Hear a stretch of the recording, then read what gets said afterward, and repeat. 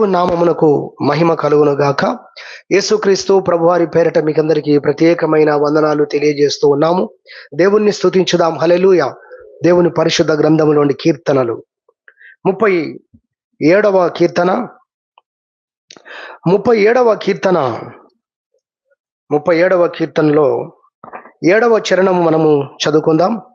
కీర్తనలో 37 7వ చరణం. యెహోవా ఎదుట మౌనముగా ఉండి ఆయన కొరకు కనిపెట్టుకొనుము. తన మార్గమున వర్ధిల్లు వాణ్ణి చూచి వ్యసన పడకుము. దురాలోచనలు నెరవేర్చుకుని వాని చూచి వ్యసన పడకుము. మొదటి వచనం కూడా చదువుకుందాం. చెడ్డవారిని చూచి నీవు వ్యసన పడకుము. దుష్కార్యములు చేయు వారిని చూచి మత్సర పడకుము.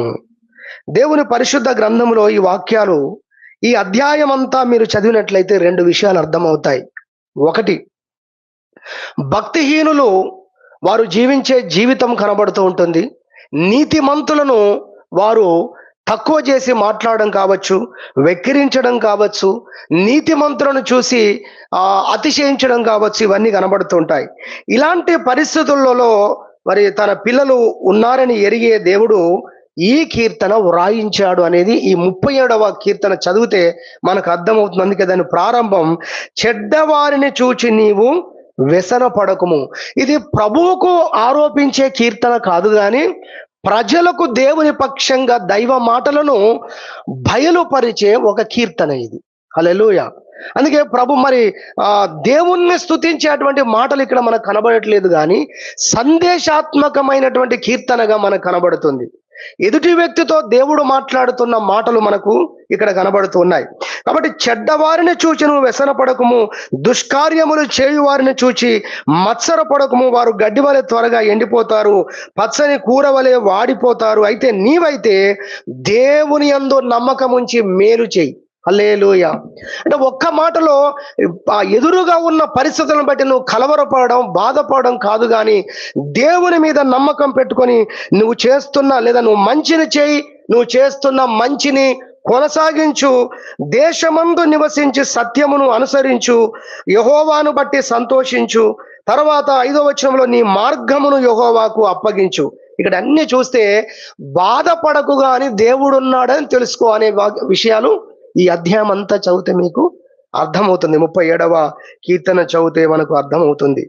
చింతలో ఉన్నవారు చింతను అధిగమించటానికి, కృంగిపోయిన వారు కృంగుదలను అధిగమించటానికి ఈ కీర్తన బాగా పనిచేస్తుంది. ఈ కీర్తనలోని మాటలు, దేవుని యొక్క మాటలు వారిని విడిపిస్తాయి. దేవునికి స్తోత్రం చెప్పుదాం. హల్లెలూయా. కాబట్టి ఈ అధ్యాయములో ఉన్నటువంటి ఒక వచనాన్ని ఈ సమయంలో మనం ధ్యానించబోతున్నాం. అయితే మనుషులుగా ఉన్నారంటే ఇతరులను చూసి వ్యసన పడేవారుగా ఉన్నారు. ఎందుకు ఇలా మనుషులు ఉంటారు?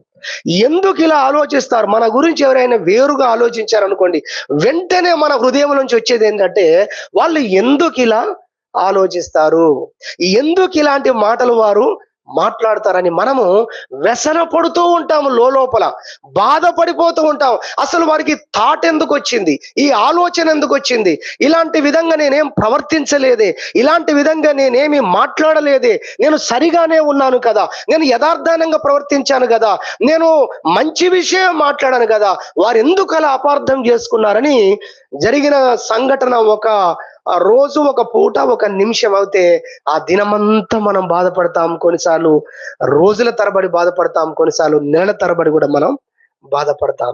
అట్టి వారితో దేవుని యొక్క మాట, వాక్యములో ఒక అద్భుతమైన మాట దేవుడు మాట్లాడుతున్నాడు. అదే ఈ రోజు మన యొక్క సందేశం. ఇప్పుడు చదువుదాం దాన్ని. 37వ కీర్తన 6వ వచనం మనం చదువుకుందాం. ఆయన వెలుగును వలె నీ నీతిని, మధ్యాహ్నము వలె నీ నిర్దోషత్వమును వెల్లడిపరుచును. హల్లెలూయా. ఎంత అద్భుతంగా ఉందండి ఈ మాట.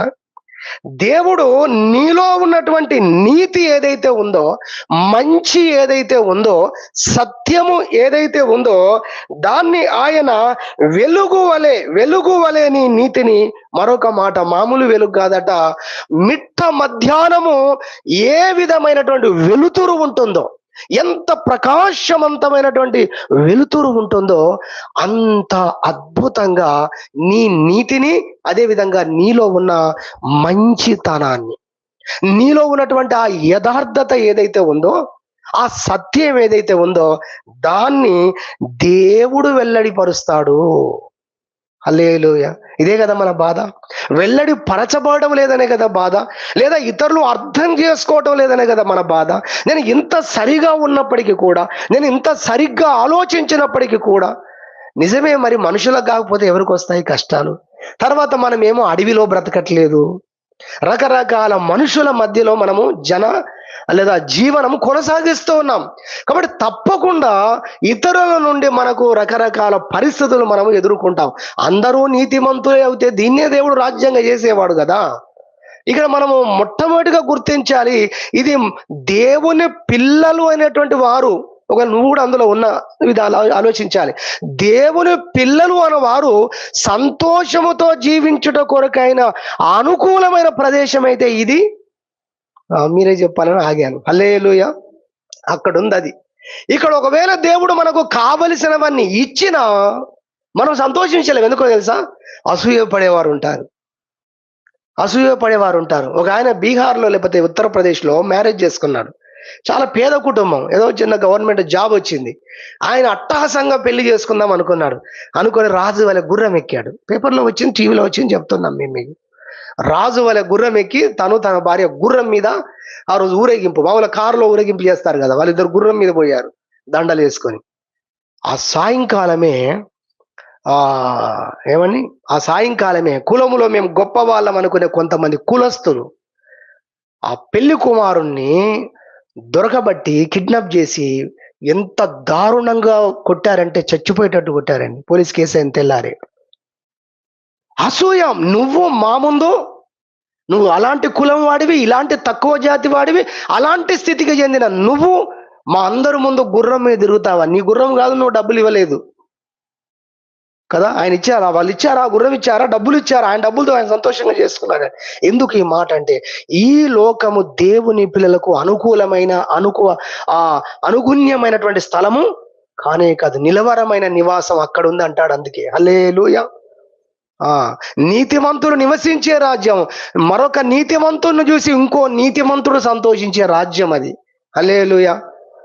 నీలో ఉన్న నీతిని చూసి సంతోషించే వ్యక్తులు అక్కడ ఉంటారు. అక్కడ ఉన్న వాళ్ళందరూ కూడా నీలో ఉన్న మంచితనాన్ని చూసి దేవుణ్ణి స్తుతించేవారు ఉంటారు. అయితే ఈ లోకంలో మాత్రం అలాంటి పరిస్థితులు కష్టం, అరుదుగా ఉంటాయి. కాబట్టి బైబిల్ చెప్తుంది, అలాంటి పరిస్థితుల మధ్యలో నువ్వు వ్యసనపడకు, వారిని చూసి వ్యసనపడకు, వారిని బట్టి నువ్వు ఇబ్బంది పడకు, నీ ఆత్మను నీ హృదయాన్ని నలగగొట్టుకోకు, దేవుణ్ణి బట్టి ఆనందించు. ఎందుకంటే ఆయన నీ పక్షంగా కార్యాలు చేస్తాడు. హల్లెలూయా. ఆయన నీ పక్షంగా కార్యాలు చేస్తాడు. అన్నీ చేసుకుంటూ పోకపోవచ్చు, కానీ అవసరమైనవి అన్నీ చేస్తాడు దేవుడు. హల్లెలూయా. ప్రతిదానికి దేవుడు నీకు ఇక్కడే జవాబిస్తే అక్కడే ఉంటుంది. ప్రతిదానికి దేవుడు నీకు ఇక్కడే ఫలితం ఇస్తే అక్కడే ఉంటుంది. మరి కొన్ని దాచి పెడతాడు. మొత్తం తిన్నాం అనుకోండి, ఏమి కూర్చుకోకపోతే రేపు మనకేముంటది, మన పిల్లలకేముంటది కదా. రైతు మొత్తం ధాన్యం అంతా తిన్నాడు అనుకోండి, అసలు నారు పోయడానికి ఏది మరి ధాన్యం? కొంత ఉంచడం అనేది జరుగుతుంది. కాబట్టి దేవుడు అన్ని ఆశీర్వాదాలను ఇక్కడే ఎందుకు ఇవ్వడు? అన్ని పరిస్థితులు ఇక్కడ ఎందుకు పరిష్కరించాడంటే, పరిష్కరించని ఏవో వాటి విషయంలో నీకు విశ్వాసం అవసరమైంది. నువ్వు విశ్వాసంతో ఉన్నందుకు నీకు జీతం ఉంది అక్కడ. దేవునికి స్తోత్రం చెప్పుదాం. హల్లెలూయా. ఏది ఏమైనా అవసరమైన ప్రతిదాన్ని దేవుడు పరిష్కరిస్తాడు. కాబట్టి దేవుని వాక్యంలో చూస్తున్నాము, ఆయన వెలుగు వలె నీ నీతిని, మధ్యాహ్నము వలె నీ నిర్దోషత్వాన్ని వెల్లడిపరుస్తాడు. మధ్యాహ్నములాగా. ఇక దానికి మరుగైంది ఏది లేదు. మధ్యాహ్నానికి ఉదయం అయినా కొంచెం అటు ఇటు ఉండొచ్చు. మన గదుల్లో కూడా సూర్యోదయం అయినా కూడా అంత వెలుగు కనపడదు, కానీ మిట్ట మధ్యాహ్నము లోపల ఉన్న గదికి కూడా వెలుతురు వస్తూ ఉంటది. హల్లెలూయా. మధ్యాహ్నం అనగా ప్రకాశవంతమైనటువంటి వెలుగు వలె. ఆ వెలుగులో దేవుడు నీ నీతిని, నీ నిర్దోషత్వాన్ని, నీ మంచితనాన్ని, నీ నమ్మకత్వాన్ని, నీలో ఉన్న సత్యాన్ని ఆయన రుజువుపరుస్తాడు అని దేవుని యొక్క వాక్యం చెప్తుంది. కాబట్టి ఈరోజు మన వర్తమానం ఏమిటంటే, మీకు అర్థమైపోయింది, ఆయన మన నిర్దోషత్వమును వెల్లడిపరుచు దేవుడు. హల్లెలూయా. మన నిర్దోషత్వమును, మనలో ఉన్న మంచితనాన్ని ఆయన ప్రత్యక్షపరుస్తాడు అందరి ముందు. ఆయన కొరకు కనిపెట్టుకో. దాని పై వచనాల్లో అందుకే ఉంది, 5వ వచనం, నీ మార్గమును యెహోవాకు అప్పగించు, ఆయనకు అప్పగించుకో, వ్యసనపడకు, బాధపడకు. 3వ వచనంలో మేలు చేయి, దేవుని యందు నమ్మకం ఉంచి నేను ఎంత మంచిగా ఉన్నా మనుషులు ఇలా ఉన్నారని నీ మార్గం తప్పిపోకు. నువ్వు మాత్రం మంచి చేస్తూనే వెళ్ళు, నువ్వు మాత్రం మేలు చేస్తూనే వెళ్ళు. ఎందుకంటే ఓ రోజు వస్తుంది నీ జీవితంలో, నీలో ఉన్న మంచిని, నీలో ఉన్న తగ్గింపును, నీలో ఉన్న సాత్వికాన్ని, నీలో ఉన్నటువంటి సుగుణాలు ఏవైతే ఉన్నాయో వాటిని తప్పకుండా దేవుడు మధ్యాహ్నము వలె బయలుపరచబోతున్నాడు. హల్లెలూయా. ఆయన వెలుగు వలె నీ నీతిని, మధ్యాహ్నము వలె నీ నిర్దోషత్వమును వెల్లడిపరుచును. కాబట్టి ఈ వాక్యాన్ని బట్టి మనం దేవుణ్ణి స్తుతించడానికి ఈ వర్తమానం మనం వింటున్నాం. అంశం ఏంటి? మీ అందరికి అర్థం కావాలి. అంశం ఏంటి? నాలో ఏదైతే ఉందో మంచి దేవుడు పెట్టింది, నాలో ఏదైతే ఉందో నీతి దేవుడు నాకు అనుగ్రహించింది, దాన్ని దేవుడు ప్రత్యక్ష పరుస్తాడు. నేనైతే దేవుణ్ణి స్తుతిస్తూ వెళతాను. ఎందుకు ఇంకా మంచి చేస్తానంటే, ఎందుకు ఇంకా నేను సత్యంగా ఉంటాను, ఎందుకు నా యొక్క నడవడిలోను నేను పక్కకు రాను, ఎందుకు నా ప్రవర్తన నేను మార్చుకోను, ఇంకా ఇతరులు అర్థం చేసుకోకపోయినా మంచివాడుగానే నీతి కలిగే నేను ఎందుకు కొనసాగుతానంటే, నా నీతిని వెల్లడిపరిచే దేవుడున్నాడు. హల్లెలూయా. నా నిర్దోషత్వాన్ని కనపరిచే దేవుడున్నాడు, ప్రత్యక్షపరిచే దేవుడున్నాడన్న నిరీక్షణ మన హృదయాల్లో ఉన్నప్పుడు మనం విశ్వాస జీవితంలో ఎన్నడూ కూడా ఆగిపోము, ఆత్మీయ జీవితంలో ఎన్నడూ కూడా మనం ఆగిపోము. దీని కొరకు ఒక 2-3 ఉదాహరణలు నేను జ్ఞాపకం చేస్తాను. ఇందులో రెండు అంశాలుగా ఈ యొక్క వర్తమానాన్ని మనం వినవచ్చు. ఒకటి, ఈ విధంగా మన నిర్దోషత్వాన్ని దేవుడు బయలుపరిచే విషయంలో ఆయన చేసే కార్యాలు 2 విధాలుగా ఉంటాయి. ఒకటి అదేంటంటే, ఎవరైతే బాధించబడుతూ ఉన్నారో, నా మంచిని అర్థం చేసుకోవట్లేదు, నాలో ఉన్న నీతిని, నిర్దోషత్వాన్ని అర్థం చేసుకోవట్లేదు అని అనుకుంటున్నారో, వాళ్ళ పక్షముగా దేవుడు నిలబడతాడు. హల్లెలూయా. ఇది మొదటి అంశం.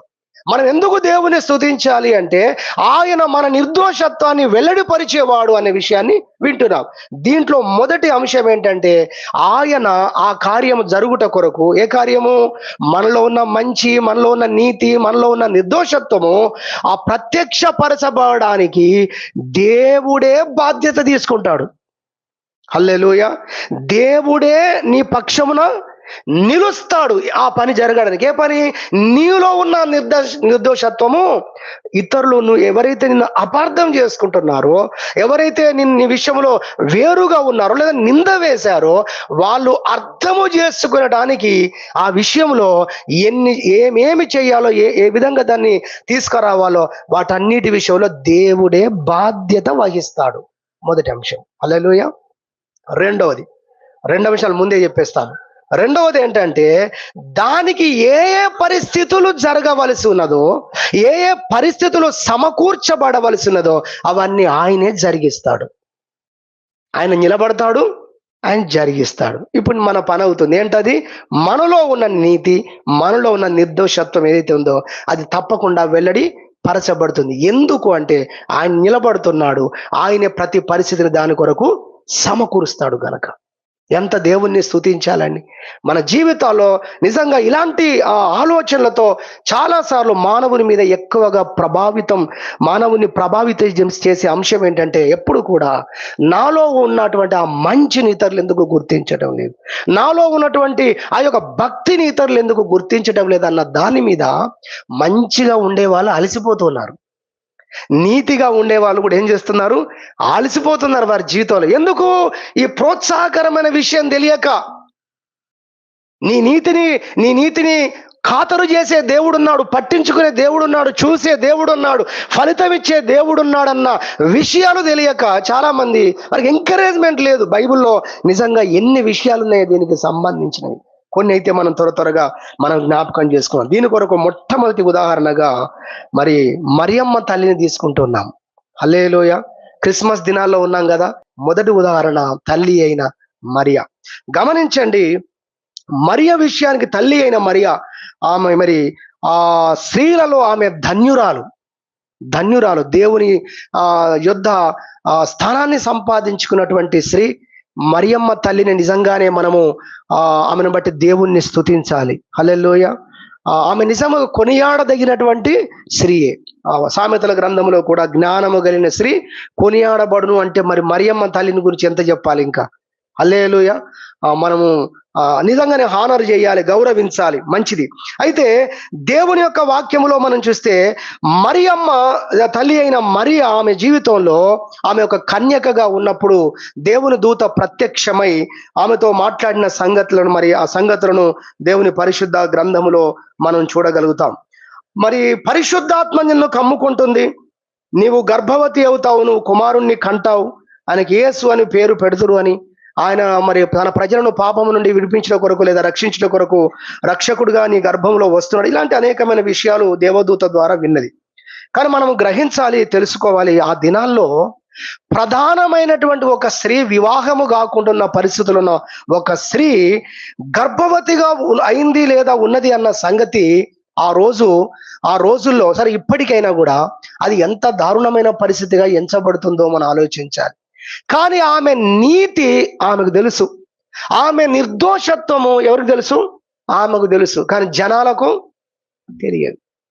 ఇప్పుడు ఆమె ఆ విషయాన్ని అంగీకరించడానికి కూడా నిజంగా ఆమెను గురించి, మా తల్లి అయిన మరియను గురించి అనేక వర్తమానాలు బైబిల్ నుండి మనం నేర్చుకోవచ్చు. దేవుడు ఆమె ద్వారా లోకానికి ప్రత్యక్షపరచబడడానికి ఆమె అంగీకరించిందండి. అది గొప్ప త్యాగం. హల్లెలూయా, అది గొప్ప త్యాగం.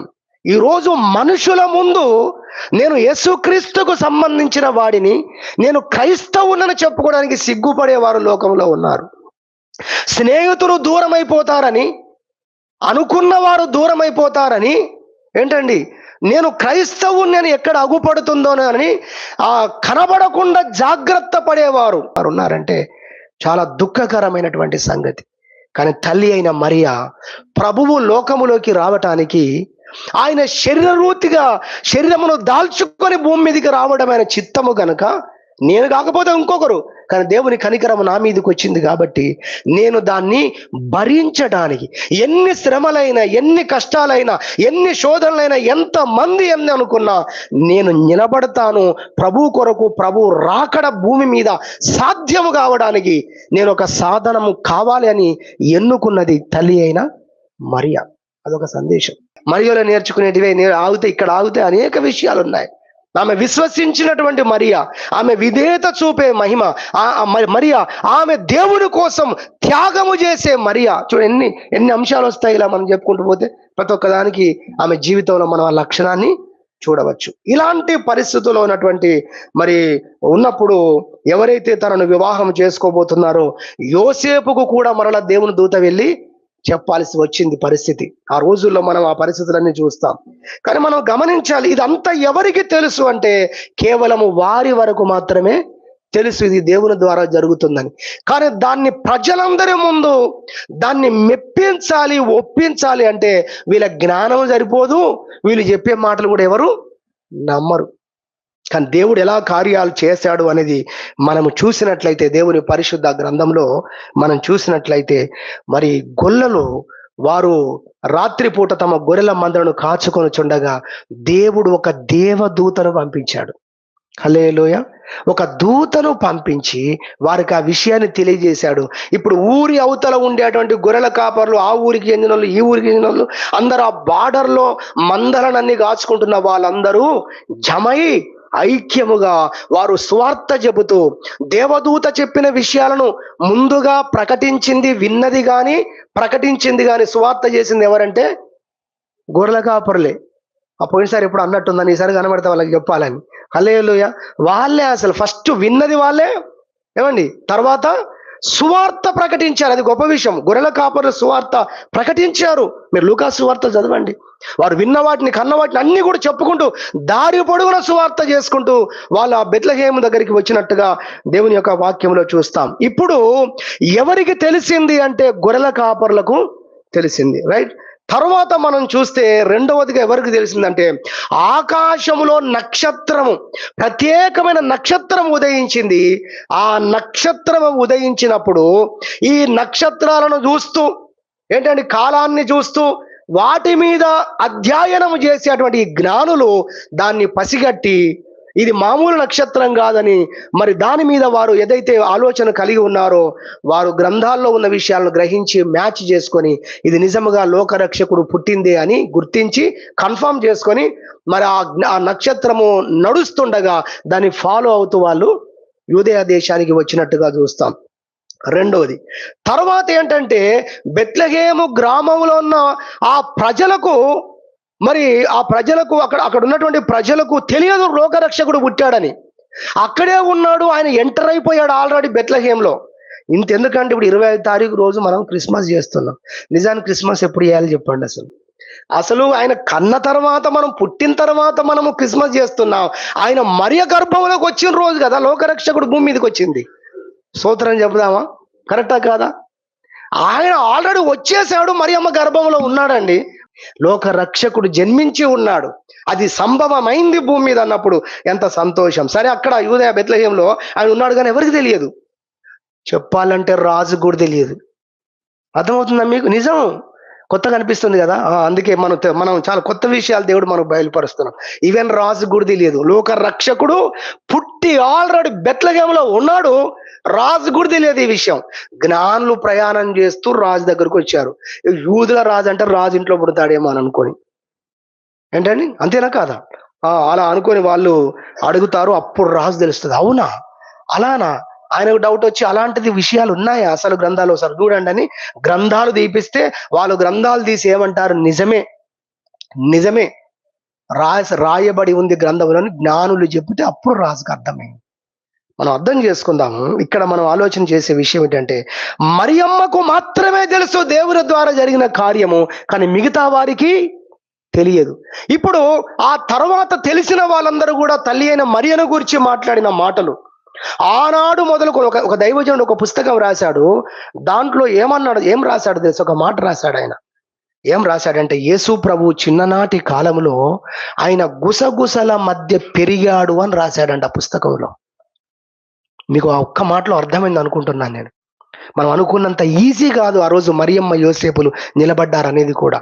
కాబట్టి మనం అర్థం చేసుకోవాలి, ఇక్కడ మరియమ్మ ద్వారా మరియమ్మ జీవితంలో నుండి, తల్లి అయిన మరియమ్మ జీవితంలో నుండి నేను చెప్పే మాట ఏంటంటే, ఈ వాక్యము ద్వారా మీకు జ్ఞాపకం చేసేది ఏంటంటే, అది దేవుని ద్వారా జరిగిన కార్యమని పలు చుట్టూ ఉన్న కార్యాల ద్వారా దేవుడు జరిగించడం ద్వారా నిరూపించాడు. ఆ రోజు నిరూపించడానికి దేవుడే అక్కడ బాధ్యత వహించాడు, దేవదూతను పంపించాడు.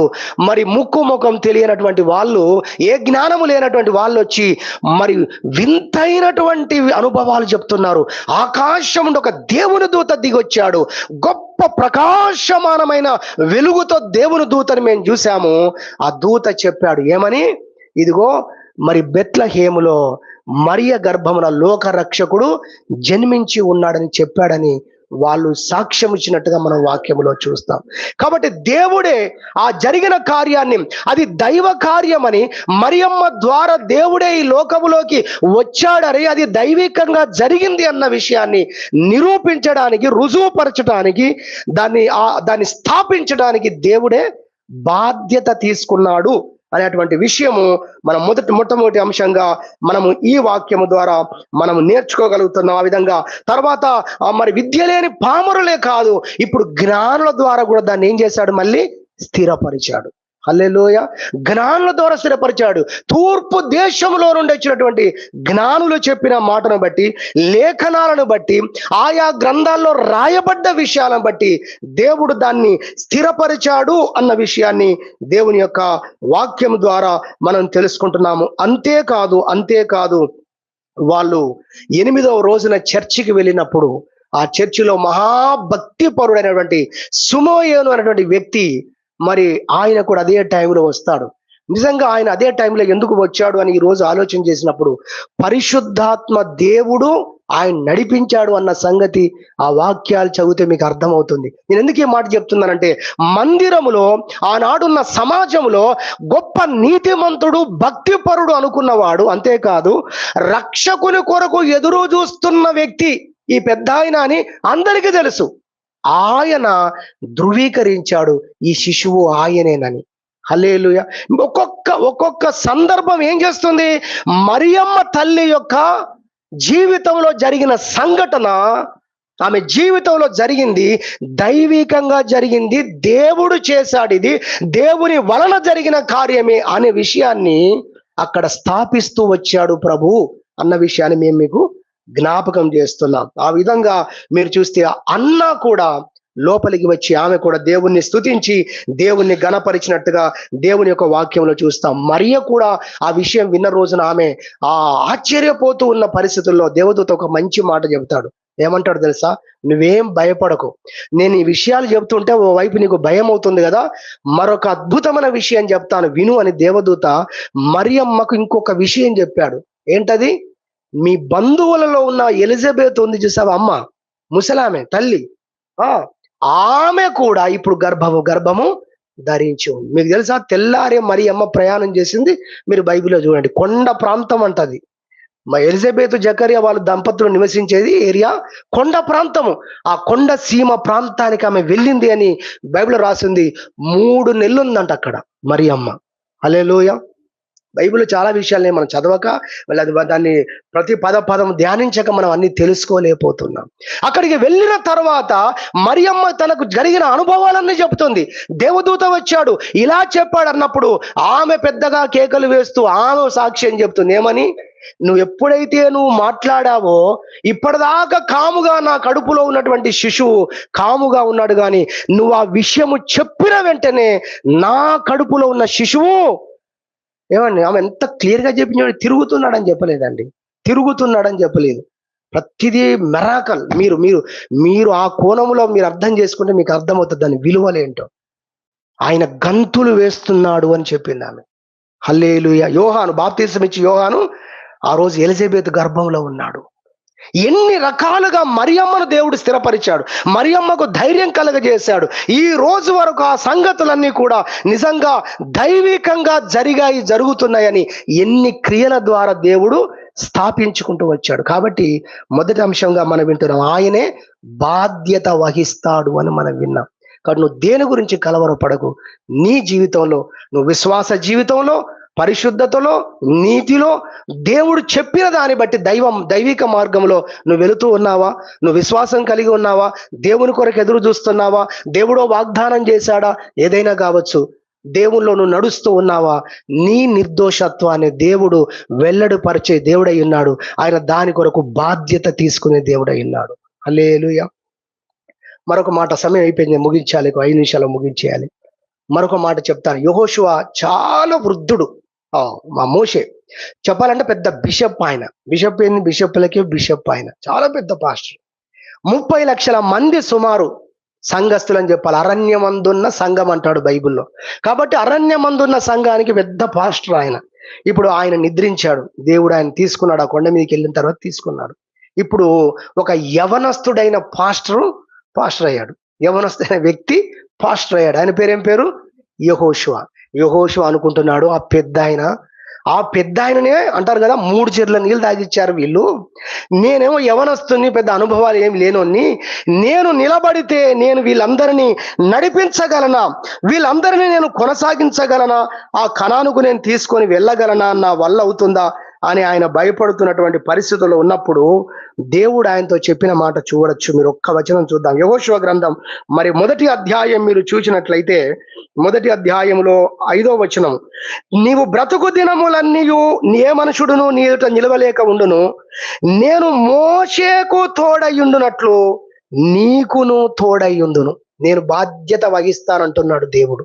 యెహోషువకు చెప్పిన మాట ఏంటంటే, నేను బాధ్యత వహిస్తాను. మోషేకి ఏ విధంగా తోడుగా ఉన్నానో నేను నీకు అదే విధంగా తోడుగా ఉంటానని చెప్పాడు. 3వ అధ్యాయం 7వ వచనం చూడండి. అప్పుడు యెహోవా యెహోషువతో, 3వ అధ్యాయం 7వ వచనం, అప్పుడు యెహోవా యెహోషువతో ఇట్లనెను, నేను మోషేకు తోడయ్యుండినట్లు నీకును తోడయ్యుందుననియు ఇశ్రాయేలీయులందరూ ఎరుగునట్లు, అంటే తెలుసుకొనున్నట్లు, నేడు వారి కన్నుల ఎదుట నిన్ను గొప్ప చేయడం నేను మొదలు పెడతానన్నాడు. హల్లెలూయా. అర్థమవుతుందా? ఇశ్రాయేలీయులందరూ తెలుసుకోవాలి. ఏమని? నేను మోషేకి ఏ విధంగా తోడుగా ఉన్నానో నీకు అదే విధంగా తోడుగా ఉన్నానని, నిన్ను ఎన్నిక చేసింది నేనేనని, నిన్ను నిలువబెట్టింది నేనేనని, నిన్ను నడిపించేది నేనేనని నేను చెప్పడమే కాదు, ఇశ్రాయేలులందరూ తెలుసుకునేటట్టుగా ఎరిగేటట్టుగా నేను ఆ కార్యాలన్నీ కూడా చేస్తానని ప్రభు మాట్లాడుతూ ఆయన బాధ్యత తీసుకుంటున్నాడన్న విషయాన్ని అక్కడ తెలియజేసినట్టుగా బైబిల్లో మనం చూస్తున్నాం. కాబట్టి మన నిర్దోషత్వాన్ని ఆయన వెల్లడిపరిచే దేవుడు, దాని కొరకు ఆయన బాధ్యత తీసుకుంటాడు అన్న విషయాన్ని మొదటి అంశంగా మనం విన్నాము. రెండవ అంశము నేను మీకు ఆల్రెడీ చెప్పాను, దాన్ని ఒక్క మాట జ్ఞాపకం చేసి ముగిస్తాను. రెండవది ఏంటంటే, దాని కొరకు ఆయన ఎటువంటి పరిస్థితి అంటే తగిన పరిస్థితులను ఆయన సమకూరుస్తాడు. నీ నిర్దోషత్వము, నీ మంచితనము అది వెల్లడి పరచబడినట్లుగా తగిన కార్యాలను దేవుడు జరిగిస్తాడు. హల్లెలూయా. తగిన కార్యాలను దేవుడే సమకూరుస్తాడు వాటన్నిటిని కూడా అన్న విషయాన్ని రెండవదిగా జ్ఞాపకం చేస్తున్నాం. చూడండి, దావీదు దేవుని యందు గొప్ప విశ్వాసం కలిగినవాడు, భక్తిపరుడు, నీతిమంతుడు, దేవుని హృదయానుసారుడు, దేవుని యుద్ధ సాక్ష్యం పొందినవాడు. కానీ కుటుంబం దగ్గర సాక్ష్యం లేదని చెప్పాలి. ఒక కోణంలో చెప్పాలంటే వాళ్ళ అన్న అంటాడు ఒక రోజు, ఏమని, నీ హృదయ గర్వము నాకు బాగా తెలుసు అనొచ్చు మనల్ని కూడా చాలా మంది తెలియక తెలుసుకోక. దావీదుని అన్నప్పుడు దేవుని దృష్టిలో హృదయానుసారుడు అయినోడే మనిషి దృష్టిలో, ఆ మనిషి దృష్టికి అర్థం కాలేదు. అయ్యే అవకాశం ఉందంటే ఉంది. హల్లెలూయా. ఇంకొక పవర్ఫుల్ మాట చెప్తాం, ఏంటో తెలుసా? యేసు ప్రభువే చాలా మందికి అర్థం కాలేదు. స్తోత్రం చెప్పుదాం. హల్లెలూయా. నువ్వు నేను అర్థం కావడం, ఆయన అంత పర్ఫెక్ట్ కదా. ఆయన అన్నాడు ఒకరోజు, పశ్చిమ రానునైనా నాకే ఇలా చేస్తే మీకు చెయ్యరా అన్నాడు యేసయ్య. వాక్యములో ఉంది ఆ మాట రాసి. అంత పర్ఫెక్ట్ ఆయన, దైవ కుమారుడు, దైవమే భూమి మీద ఉన్నా కూడా ఆయన మాటలు తప్పుపట్టిన వారు ఉన్నారు, ఆయన క్రియలను కూడా తప్పుపట్టిన వారు ఉన్నారు. కాబట్టి దావీదును ఆ విధంగా నువ్వు గర్విష్టివి అన్నట్టుగా దావీదును మాట్లాడారు. కానీ దావీదు దేవుని కొరకు రోషం కలిగినవాడు. కొన్నిసార్లు దేవుని కోసం రోషము కలిగి మనం మాట్లాడుతున్నప్పుడు కొంచెం గర్వంలాగా అనిపిస్తుంది. దావీదు జరిగింది కూడా అదే అనుభవం. అక్కడ ఆయన మాట్లాడే మాటలు, నువ్వెంత, నీ పొడుగెంత, నీ ఎత్తెంత, నీ బరువెంత, గొల్యాతును చంపుతావా, గొల్యాతును యుద్ధం చూడడానికి వస్తావా, ఇదే యాంగిల్లో వెళ్ళిపోయారు వాళ్ళు. అలానే ఉంటది ఇప్పుడు కూడా కొన్నిసార్లు. సరే, ఏది ఏమైనా కానీ దేవుని కోసం దావీదు రోషము కలిగిన వాడు. వీళ్ళ ముందే కాదు, ఆ సిచ్యువేషన్ లో నిలబడి కూడా గొల్యాత్తో చెప్పాడు. ఏమన్నాడు? జీవము గల దేవుని సైన్యములను తిరస్కరించుటకు వీడు ఏ పాటి వాడని బయట మాట్లాడమే కాదు, నిన్ను చంపి కాకులకు గద్దలకు వేస్తా అన్నట్టుగా అక్కడ మాట్లాడి నీ తలను తెగవేస్తాను ఈ రోజు, ఎందుకంటే నేను జీవము గల దేవుని సైన్యాలను ఎదిరిస్తున్నావని దేవుని పక్షంగా పాయింట్ లో కూడా మాట్లాడగలిగినంత విశ్వాసం ఉన్నోడు దావీదండి. హల్లెలూయా. వీళ్ళందరూ గొప్ప వాళ్ళుగా ముందు వరుసలో ఉన్నారు. చెప్పాలంటే అందరూ కూడా ఎక్కడున్నారు? ఫస్ట్ లైన్ లో ఉన్నారు. వాళ్ళ అన్నలు మిలిటరీలో ఉన్నారు వాళ్ళ అన్నలు. దావీదు గొర్రెల కాపరిగా ఉన్నాడు. కానీ ఒక మూమెంట్ వచ్చింది, చెప్పాలంటే దేవుడే తీసుకొచ్చాడు, సమకూర్చాడు దేవుడే పరిస్థితులు. ఆ రోజు ముందున్న అన్నలంతా పోయి డేరాల దగ్గర ఉన్నారు. గొర్రెల కాపరులు గొర్రెలు కాచుకునే దావీదేమో యుద్ధ రంగములకు వచ్చేటట్టుగా పరిస్థితులను దేవుడే డిజైన్ చేశాడు. హల్లెలూయా. ఓ రోజు వస్తుంది మన జీవితంలో, దేవుడు రోజు తీసుకొస్తాడు నా జీవితంలో అని మనం అనుకోవాలి. ఎందుకంటే ఇదిగో దావీదు జీవితంలో దేవుడు అలా సమకూర్చాడు. ఆ రోజు దావీదే దిక్కయ్యాడు. కరెక్టా కాదా? ఇశ్రాయేలులకు దావీదే దిక్కయ్యాడు. యోసేపును కూడా, ఎరా దేవుడు నీకు దర్శనం ఇచ్చాడా, నువ్వు మమ్మల్ని ఏల్తావా, నువ్వు మాకంటే గొప్పోడు అవుతావా, చంపడానికి ప్రయత్నాలు చేశారు. చివరికి దేవుడు ఒక అన్న ద్వారా అతన్ని తప్పించాడు. తర్వాత అమ్మివేయబడ్డాడు, తర్వాత బానిస అయిపోయాడు. కానీ తర్వాత మనం ఫార్వర్డ్ కొంచెం ముందుకు వెళ్తే జరిగింది ఏంటని చూస్తే, ఈజిప్ట్ దేశంలోని రాజు తర్వాత 2వ పొజిషన్ లో యోసేపు ఆ రోజు ఉన్నాడు. దేవునికి మహిమ కలుగును గాక. హల్లెలూయా. పరిస్థితులన్నిటిని సమకూర్చాడు దేవుడు. ఆ విధంగా ఏం చేయాలో దేవునికి తెలుసు, ఏ విధంగా చేయాలో దేవునికి అంతా తెలుసు అన్న విషయాన్ని మనం అర్థం చేసుకోవాలి. ఒక మాట చెప్తాను చివరిగా, దావీదు తర్వాత సొలొమోను సింహాసనం మీద కూర్చోవాలి. కరెక్టేనా? దావీదు తర్వాత సొలొమోను సింహాసనం మీద కూర్చోవాలి. కానీ అదోనియా అనే వ్యక్తి రథము ఏర్పాటు చేసుకొని, గుర్రాలను ఏర్పాటు చేసుకొని, ముందు పరిగెత్తేవారు, వెనక పరిగెత్తేవారు, తర్వాత అడ్వర్టైజ్మెంట్ చేసేవారు. ఏమండి, అంత మందిని పెట్టుకొని రాజు సెటప్ మొత్తం చేసేసుకున్నాడు. అప్పుడు ఏం జరిగిందో తెలుసా? నాతాను అనే ఇది చాలా వండర్ఫుల్ విషయం. వినండి, ఒక 2 నిమిషాలు వినండి. నాతాను అనే ప్రవక్తతో దేవుడు మాట్లాడి ప్రేరేపించి బత్షెబ దగ్గరికి పంపిస్తాడు, దావీదు భార్య దగ్గరికి. ఆయన వెళ్ళి నీకు ఈ విషయం తెలిసిందా? దావీదు వాగ్దానం చేసింది సొలొమోను నిలబెట్టాలని కదా, మరి అదోనియా నేను ఏలుతున్నానని ఏలుబడి చేయడం కొరకు అన్ని ఏర్పాటు చేసుకుంటున్నాడు, మీకు తెలియదా అని మాట్లాడి, నువ్వు వెళ్ళి రాజుతో ఈ విషయం చెప్పు. అప్పుడు మరి ఆమె వెళ్తుంది, దావీదు దగ్గరికి వెళ్తుంది. వీళ్ళు ఈ విషయాన్ని గురించి మాట్లాడుకుంటున్నప్పుడే నాతాను కూడా ఎంటర్ అవుతాడు. మళ్ళీ అంతఃపురంలో నాతాను కూడా ప్రవక్త ఎంటర్ అయిపోయి విషయాలన్నీ కూడా మాట్లాడతారు. అలా జరుగుతుందా అని దావీదు ఏం చేస్తారు తెలుసా? అప్పటికప్పుడే సొలొమోను రాజు కావడం కొరకు చెప్పాలంటే అధికారపూర్వకంగా, గవర్నమెంట్ అన్నమాట, అధికారపూర్వకంగా రాజు దావీదు కాబట్టి అన్ని ఏర్పాట్లు చేసి అట్టహాసంగా లీగల్గా ఆ రోజు సొలొమోను రాజుగా చేసేస్తాడు. హల్లెలూయా. అయిపోయింది, సందర్భం అయిపోయింది, చెప్పేసిన నేను. అందులో మీరు గ్రహించాల్సింది ఏంటంటే వీటన్నిటిని సమకూర్చేవాడు ఎవరు గనక? దేవుడున్నాడు. అదోనియా ఎన్ని ప్రయత్నాలు చేసినా దేవుడు చేసేది చేయకుండా ఉండలేదు. దేవుడు తన పిల్లలను ఎలా తీసుకురావాలో, ఎలా స్థాపించాలో, దానికి ఎలాంటి కార్యాలు జరగాలో, దానికి ఎలాంటి వారిని ఎంటర్ చేయాలో కూడా దేవునికి బాగా తెలుసు. దేవునికి తెలుసు దాన్ని ఎలా చేయాలో. హల్లెలూయా. ఎలా దాన్ని తీసుకురావాలో దేవునికి తెలుసు. ఎలా తన సంఘాన్ని, సార్వత్రిక సంఘాన్ని భూమి మీద దాన్ని ఉన్నతమైన స్థానంలోకి తీసుకొని వెళ్ళాలో, దానికి ఎలాంటి పరిస్థితులను జరిగించాలో కూడా దేవునికి అంతా తెలుసు. కాబట్టి వ్యసన పడకుండా స్తుతించుదాం. హల్లెలూయా. నా నిర్దోషత్వాన్ని, మా నీతిని, మా భక్తిని, మా విశ్వాసాన్ని, ప్రభువు మీద మేము పెట్టుకున్న నమ్మకాన్ని వమ్ము కాకుండా దాని విషయంలో బాధ్యత వహించే దేవుడున్నాడు. అవి జరుగునట్లుగా అన్నిటిని సమకూర్చే దేవుడు కూడా ఉన్నాడని తెలుసుకొని దేవుని స్తుతించుదాం, దేవుణ్ణి ఆరాధించుదాం. దేవుడి కొద్ది వాక్యం మనందరి కొరకు దీవించునుగాక. ప్రార్థన చేసుకుందాం.